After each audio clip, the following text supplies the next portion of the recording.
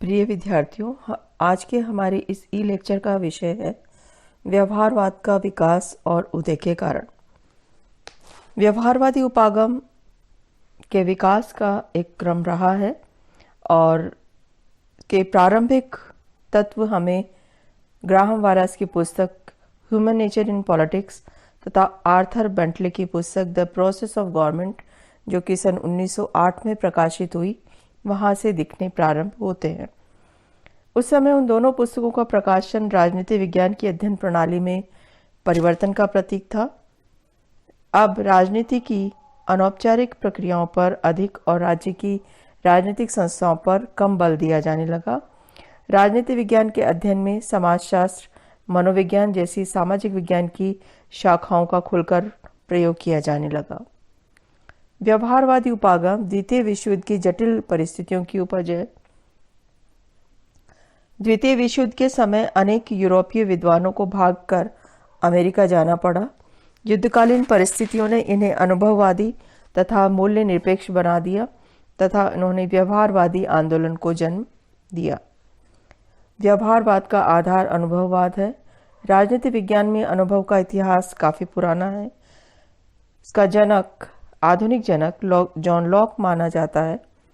वर्तमान में अनुभववाद व्यवहारवाद की पृष्ठभूमि के रूप में उभरा है और समाजशास्त्री वैज्ञानिकों के प्रभाव से उसका झुकाव व्यवहारवाद की ओर उन्मुख हुआ है।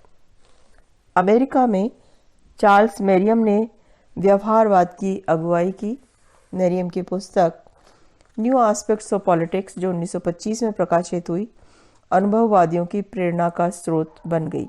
मेरियम के अधीन राजनीति शास्त्रियों के समूह ने राजनीति विज्ञान को समाजशास्त्र, मनोविज्ञान, दर्शन, सांख्यिकी, अर्थशास्त्र एवं मानवशास्त्र जैसे विज्ञानों के निकट लाने का हर संभव प्रयत्न किया।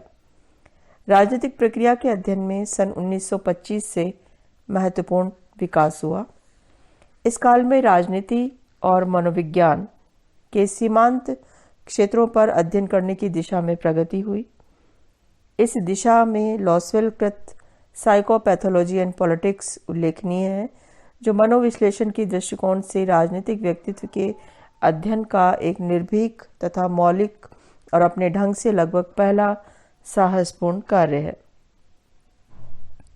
शिकागो विश्वविद्यालय की त्रिमूर्ति टीवी स्मिथ, चार्ल्स मेरियम तथा हेरोल्ड लॉसवेल को अभिनव राजनीति विज्ञान का संस्थापक कहा जा सकता है। Charles मेरियम social science research council के पहले चेयरमैन थे, जिन्होंने न्यू एस्पेक्ट्स ऑफ पॉलिटिक्स पुस्तक लिखकर राजनीति शास्त्र को विज्ञान बनाने का नारा दिया। मेरियम की प्रेरणा से सुप्रसिद्ध शिकागो संप्रदाय व्यवहारवाद का गढ़ बन गया। मेरियम के बाद Harold Lasswell, David Easton, Almond Coleman, Karl Deutsch, Edward Shils आदि ने व्यवहारवादी अध्ययन को आगे बढ़ाया। रॉबर्ट एडाहल और सिमूर एम लिप्सेट ने शोध कार्य के लिए सिद्धांत निर्माण पर जोर दिया।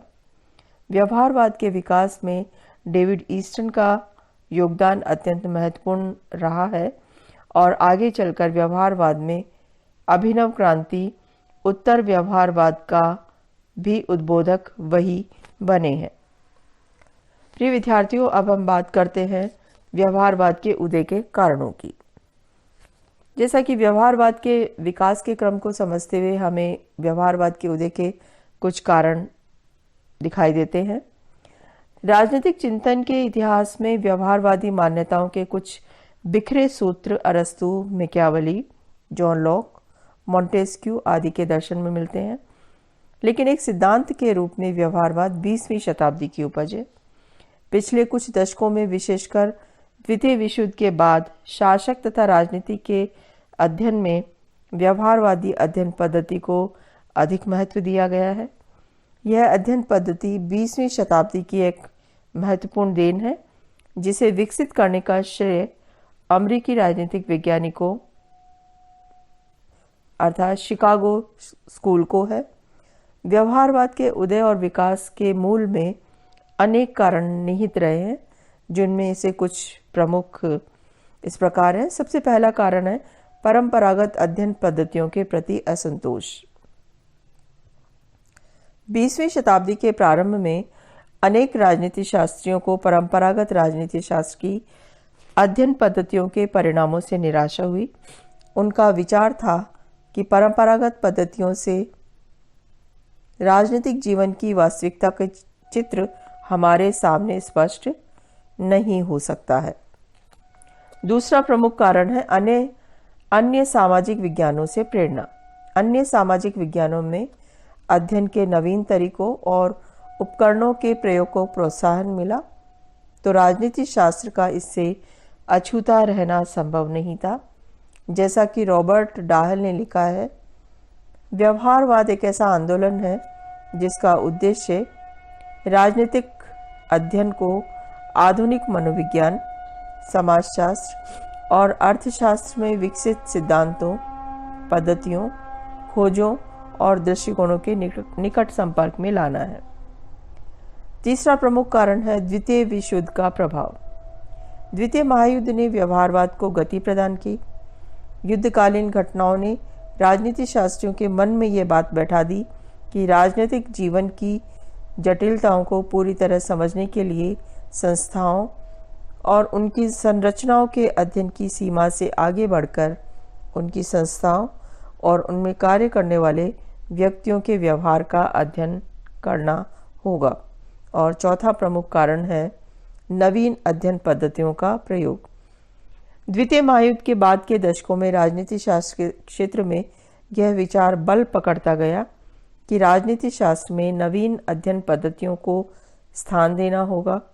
परीक्षण उपकरणों, सर्वेक्षण पद्धतियों, सांख्यिकीय विश्लेषणों, गणितीय प्रारूपों, निर्दर्शन सर्वेक्षण जैसी प्रविधियों के बढ़ते हुए प्रयोग ने राजनीतिक व्यवहार के अध्ययन को वस्तुनिष्ठ बनाकर व्यवहारवाद का पोषण सहज किया। तो व्यवहारवाद के उदय के जो मूल कारण हैं, उनमें प्रमुख रूप से ये 4 कारण स्पष्ट दिखाई देते हैं, जैसे परंपरागत अध्ययन पद्धतियों के प्रति असंतोष, समाज विज्ञानों से प्रेरणा, द्वितीय विश्व युद्ध का प्रभाव और नवीन अध्ययन पद्धतियों का प्रयोग। तो विद्यार्थियों, आज के इस व्याख्यान में हमने व्यवहारवादी उपागम के विकास और व्यवहारवाद के उदय के कारणों का संक्षेप में अध्ययन करने का प्रयास किया है।